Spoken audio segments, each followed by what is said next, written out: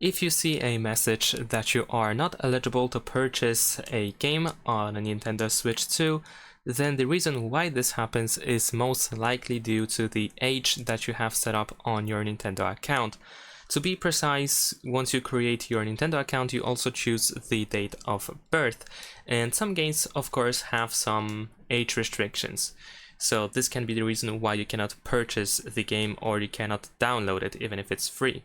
So the only thing that you can do is either try to contact the Nintendo support in order to update your date of birth. However, they don't have to really do that. It is not guaranteed that they will update the date of birth and they will change the year that is assigned to the Nintendo account. So the other solution is to create a new Nintendo account instead. So you want to create a new profile, new user, and create a new account as well with a different birth date, essentially. So that's pretty much it. Thanks for watching, leave a like and subscribe.